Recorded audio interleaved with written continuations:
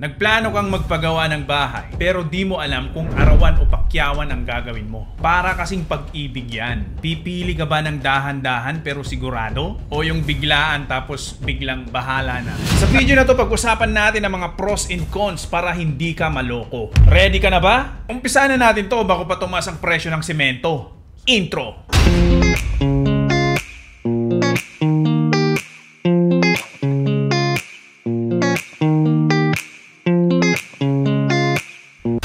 Arawan at ang pakyawan. Ang arawan sa English ay daily wage system. Dito sa arawan, bayad ang trabahador kada araw. Kahit 5 hollow blocks lang ang kanyang buhatin maghapon.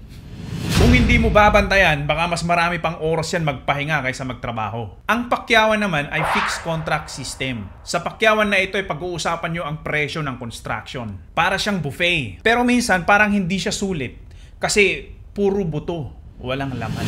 So ang tanong, alin dito ang mas okay? Nakadepende kasi sa'yo yan. Yun ay kung gusto mong ikaw ang may hawak ng quality ng pagkagawa ng bahay mo o gusto mong mas mabilis yung pagkagawa. Ngayon guys, pag-usapan naman natin ang pros and cons ng arawan at pakyawan. Dito muna tayo sa arawan. Ano ang mga benepisyo ng arawan? Ang pinakauna dito ay mas kontrolado mo yung quality ng trabaho. Pwede mong utusan ulit yung worker or si foreman kung sablay yung trabaho. Pangalawa ay pwede mong palitan yung mga gusto mong materyales ayon sa plano. Kung kunwari yung floor tiles na nilagay mo sa sahig, gusto mo siyang palitan ng polished concrete, walang problema yan. Ang pangatlo ay hindi kailangan ng pera agad-agad. Pwedeng paunti-unti lang ang gastos, parang hulugan na appliances. Pang-apat na benepisyo niyan, nakikita mo mismo kung magkano ang nagagastos sa araw-araw ng construction ng bahay mo.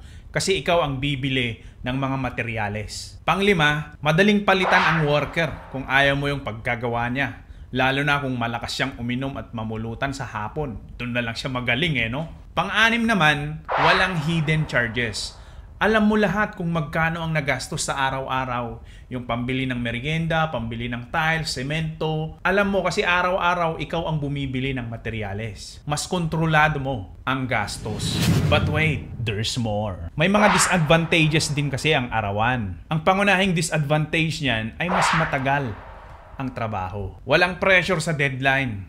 Kaya kung tamad ang trabahador, ayun, waldas ang pera mo. Kailangan mo silang bantayan. Kasi kung hindi, baka nanonood lang sila ng vlog ko habang oras ng trabaho. Guys, always remember, mas mahal ang construction cost kung mas mabagal silang magtrabaho. Dahil masyadong mahaba yung construction timeline. Ang isang disadvantage pa niyan, may chance na umabsent yung worker mo. Hindi mo kontrolado. Pag hindi yan pumasok ng umaga, wala ka nang magagawa, alangan namang hahanapin mo siya sa bahay nila. Masakit sa ulo at nakaka-stress. Habang nakikita mo na kinakalawang na yung mga bakal, wala pa yung worker na gagawa ng bahay. Dito rin sa arawan guys, kailangan bumili ka ng sarili mong tools. Grinder, drill, welding machine, lahat yan ikaw ang gagastos. Kailangan mong bumili o kailangan mong umupa. At ang panghuli, minsan hindi mo namamalayan na nadodoble na pala yung intended budget mo for the project. Huwag kang mag-expect na magdadala ng power tools yung worker mo. Even though may mga worker na kinukuha nila yung power tools nila sa site, pero huwag kang mag-expect na ganun. Dapat sa isip mo, i-assume mo na ikaw ang bibili ng power tools. Ikaw ang magdadala. Sino ang bibili ng materyales? Ikaw dapat. Personally, dapat ikaw ang pumunta doon sa supplier. Ikaw ang bibili, ikaw ang kukuha ng resibo. Kasi yung mga workers ko dati, by experience, ang ginagawa nila, pag bumibili sila ng materyales, kagaya ng simento, pinapabago nila yung unit price, tsaka yung total price. Ito namang cashier nung supplier, pumapayag naman siya. Kaya ngayon, ang nangyayari, lumalaki yung total cost ng project. So it is very advisable na ikaw mismo ang pumunta doon sa supplier, ikaw ang bibili personally. Dito naman tayo sa pakyawan. Pag-usapan natin yung mga benepisyo sa pakyawan. Ang pinakauna, alam mo na agad ang total budget. Kumbaga isang bagsakan lang ng bayad. Kaya you will not be worrying too much regarding additional cost. Kumbaga kung may additional cost, pag-uusapan nyo yan kung ano yung mga item na kailangang i-add doon sa napag-usapan. Pangalawa, mas mabilis matapos ang trabaho. Ikaw as the owner of the project, bigyan mo sila ngayon ng deadline. And with respect to this deadline, yung contractor kailangan niyang tapusin in due time. It will be more likely na yung mga trabahador nila ay hindi petiks-petiks lang. And yung mga contractor natin na mga yan, may foreman yan or may engineer. Kaya tutok sila sa site. They need to follow the deadline of the construction. Pangatlo, hindi mo kailangang bantayan ang project araw-araw. Pwede kang mag-relax, magkape, manood ng vlog ko, at mag-antay na lang ng update mula doon sa contractor. Ang isa pang kagandahan sa pakyawan guys, kasama na sa package ang tools. Ibig sabihin yan, wala kang dagdag gastos para sa power tools na gagamitin nila for the construction. At ang isa pa sa mga benefits, ito ay para dun sa mga madaling ma-stress at gusto lang magkulong sa bahay nila. Mas konti ang stress sa pagbili ng materyales. Guys, from my personal experience, napakahirap maghanap ng supplier. Lalo na kung hindi naman ganun kalaki yung mga kumpanya na kunwari may email sila, may mga agent sila, hindi naman ganun eh. Pupuntahan mo lahat ng nagtitinda ng materyales para i-compare mo yung unit price nila. Nai-imagine mo ba kung gaano kahirap yon?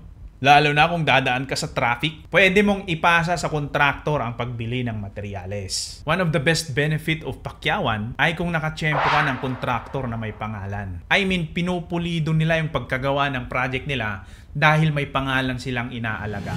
But wait! There's more. May mga disadvantages din ang pakyawan, mga kaibigan. Unang-una dyan is baka tipirin ang trabaho. Kung yung nakalagay sa plano ay concrete column, baka pagdating mo sa site, pinagpatong-patong lang yan na hollow blocks. And one of the most disadvantage of pakyawan, hindi mo na pwedeng baguhin yung nakalagay sa plano. Pwede mo siyang baguhin, pero kailangan mo ng additional cost. Bakit? Kasi si mamang contractor, noong kinumpute niya yung total cost, yung nakalagay sa plano ang mga materyales na sinunod niya. For example, yung presyo ng tiles, yung presyo ng mga sanitary wares, yung presyo ng semento, presyo ng buhangin, bakal, hollow blocks, lahat-lahat ng yan guys ay na-consider na niya doon sa computation niya. So kung mag-a-adjust ka ngayon or mag-a-add ka ng kunwari pader, kailangan mong magdagdag para mabayaran yung additional cost na gusto nyong baguhin doon sa bahay nyo. Kaya minsan guys, lagi nyong naririnig yung boss, hindi na po pwedeng baguhin yung plano. Lalong-lalo na kung tapos na yung trabaho. Not unless you are willing to pay for the additional cost. Another disadvantage ay mas malaki ang initial payment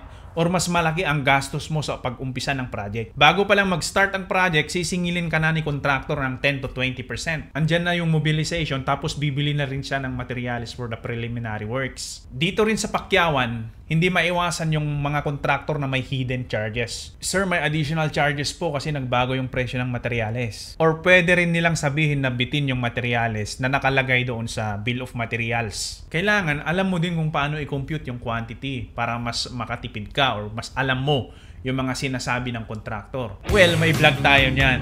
I-check nyo lang sa channel natin. Pinag-usapan na natin yan. Diniscuss ko na yan. At pa-subscribe na rin sa channel natin na to. Pa-like na din ng video. Salamat. Kailangan mo ding tiyakin na yung contractor mo ay hindi si Batman. Fly by night kumbaga. Or si Son Goku na biglang magte-teleport sa gabi. Baka pagkatapos mong magbayad ng 10 to 20%, biglang nawala si contractor. Di na nagpakita sa'yo. Kaya it is always best kung may kamag-anak kayong contractor, yun na ang piliin nyo, at least kakilala nyo siya. Sigurado ka, engineer, lahat ng kamag-anak hindi ka lolokohin. So in summary guys, sa pakyawan, si mamang contractor ang mag-provide ng mga tools. Ngayon sa materials naman, depende yan sa napag-usapan nyo ni mamang contractor. Kung ang napag-usapan nyo ay labor lang ang gagawin ni contractor, ikaw ang bibili dapat ng materials. Ngayon kung ang napag-usapan nyo naman ay labor plus materials contract, si mamang contractor na ang bibili ng materials, pero siguraduhin mo na hindi ka niloloko sa presyo. At dahil nag-subscribe ka na sa channel ko at nilike mo na tong video, magbibigay ako ng mga tips para hindi ka naman masyadong stress sa pagpagawa ng bahay mo. Una, before you start a project, always consult professionals. Consult a professional architect para gawin niya yung plano, yung floor plan ng bahay mo, and an engineer to make your building safe, and other professionals as well like electrical engineer, plumbing engineer, para pulido yung pagkagawa ng bahay mo. At the same time, makakatipid ka rin dahil may plano na kayong sinusunod. Alam mo na tama yung plano. Ito ay para maiwasan yung sinabi ko kanina na habang nako-construct yung project mo gusto mong palitan yung mga materyales or gusto mong palitan yung layout ng plano. Kung habang ginagawa yung project mo dun mo palang naiisip yung mga gusto mo, tumatakbo ang oras. At syempre, kung mas mahaba yung duration ng project mo, mas mahal ang construction cost. Of course, additional cost din kung natayo na yung kunwari yung pader tapos gusto mo siyang ilipat, may additional cost yan at madidelay yung ibang parte ng trabaho. Pangalawa, pumili ka ng matinong trabahador o kontraktor. Sigurado ako sa lugar nyo, may mga kilalang foreman, may mga worker na kilala dahil sa pulido ng kanilang paggawa. Yan ang mga kunin mo kasi may pangalan silang inaalagaan. Sa kontraktor naman, kumuha ka ng kontraktor na may pangalan, may good record. Magtanong ka sa mga kaibigan mo, sa mga naunang nagpagawa ng bahay kaysa sayo. Hindi yung dahil may kamag-anak ka, yun na ang pipiliin mo. O yung tropa ng tropa mo ay may kilalang kontraktor, yun na ang pipiliin mo. Always find the best contractor for your project. Pera mo ang nakasalalay dito, guys. Pangatlo, huwag mong tipirin ang materyales. Especially, please, in structure or sa lahat ng structural members. Ang mga structural members natin, yung mga poste, biga, foundation, suspended slab, huwag nating palitan yung quantity or yung diameter ng bakal na pinaglalagay ni engineer dyan. Huwag din nating palitan yung size ng column, ng beams, at thickness ng slab kasi lahat yan ay resulta ng design and analysis ni mamang civil engineer. Doon ka magtipid sa architectural works.